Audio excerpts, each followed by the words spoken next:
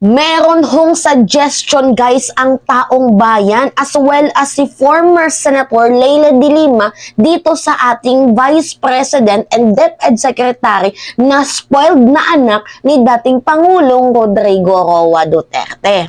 Yan guys De Lima tells Sara Duterte to resign from Marcos cabinet. She cannot eat cake and keep it too. Tama lang naman guys na mag-resign itong si Vice President Sara Duterte kung patuloy lamang siyang magki-criticize at manggugulo dito sa ating gobyerno. Kasi imagine guys yung peace talk hindi na po yan core niya bilang DepEd Secretary. Bakit siya nakikialam?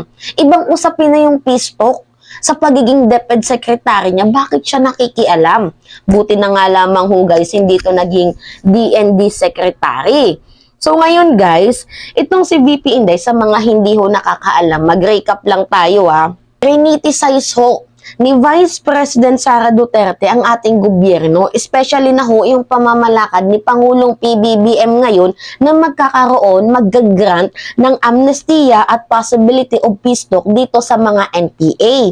So kinontra yan ni Vice President Sara Duterte. Ang tanong ko nga lang dito, bakit niya kinontra?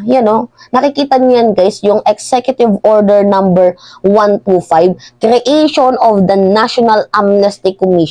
Bakit niya kinokontra ang pribilehiyong na magkaroon tayo ng amnestia at pag-grant ng peace talk kung in the first place ang kanyang tatay na mismo guys ang gumawa ng National Amnesty Commission.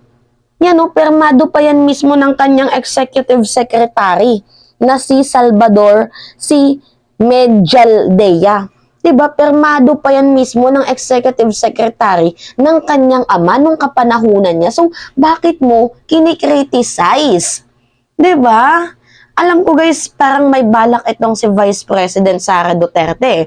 Kasi imagine, pwede niya naman pag-usapan nila ito privately. Kung hindi man siya sumasang-ayon, kaso wala Naglabas siya ng video na nakikriticize siya. Parang meron siyang mga susunod na moves or susunod na plano. At saka napaghalataan ko din guys, yung binabasa niyang script, yung sa video na sinabi niya, yung pagbabasa niya dun, feel ko walang sincerity Feel ko iba din yung sumulat nun, hindi yan coming from her heart. Diba? Anyway, going back sa ating topic, ito. Basahin natin tong suggestion ni former Senator Leila de Lima.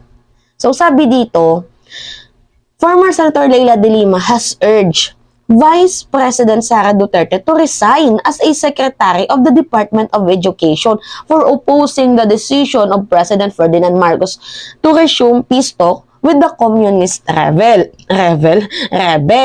So, galit na galit kasi guys, si Vice President Sara Duterte sa peace talk at sa amnestia where in fact, ang kanyang tatay na nga mismo, kagaya ng sinabi ko, ang gumawa ng National Amnesty Commission. So, bakit ka magagalit? Napaka-double standard mo. Diba?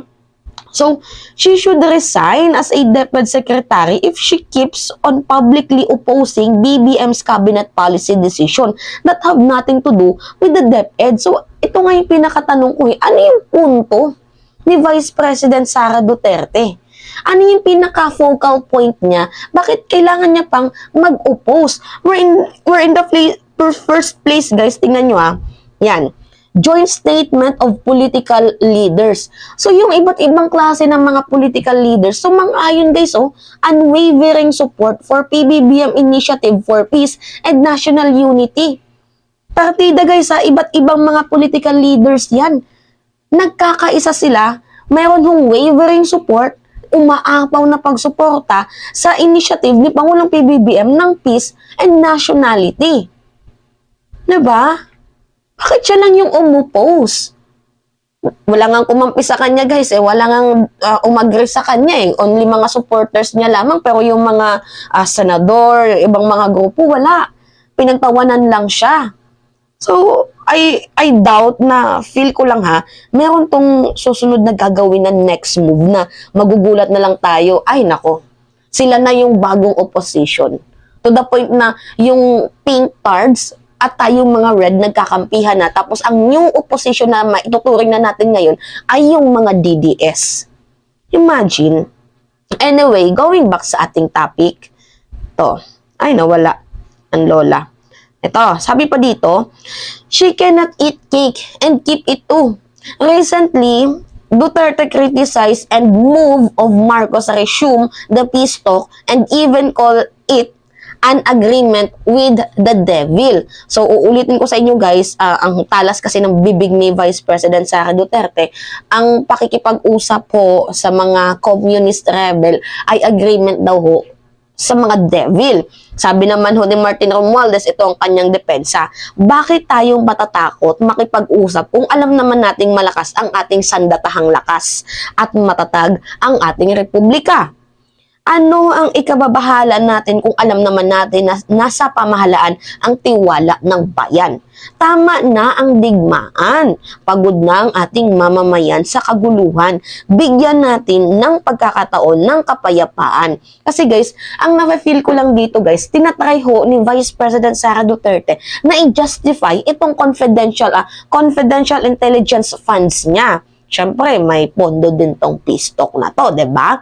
So, yan, tinatry niyang i-justify at i-connect ang CIF niya dito ho sa pag-disagree niya, kasi yung mga pros and cons, may mga sinabi siya, 'di ba? Tinatry niyang i-justify, meron lang siyang maibatikos. Kaloka, you should resign now, Vice President Sara Duterte. You are the problem of our country. Anyway, the problem with Vice President Sara's statement against peace talk is this, she is still member of the cabinet. Yun na nga guys membro siya ng kabinete ni Pangulong PBBM, tapos pangalawa pa mismo sa may pinakamataas na posisyon sa bansang Pilipinas, and she keep always opposing the decision of our president. So, as a leader, tama ba yun? Tapos yung tagline nyo, unity, tapos ikaw mismo hindi ka nakiki-unite. Come on, Vice President, you should resign now. Kasi hindi naman yan kabe ng DepEd itong peace talk na igagrant ni Pangulong PBBM kung sakali man, at itong agreement na amnestia. 'Di ba? Hindi naman related yan sa DepEd. Bakit ka nakikialam? Going back sa ating topic, peace talk is not within the core competence of her portfolio as a DepEd secretary. That's it. Correct. Tama. Hindi nga yan related dito sa pagiging DepEd secretary niya, kasi guys, alam ko dati hinihingi niya bilang DND secretary. Buti na lamang ho hindi binigay sa kanya pagiging DND.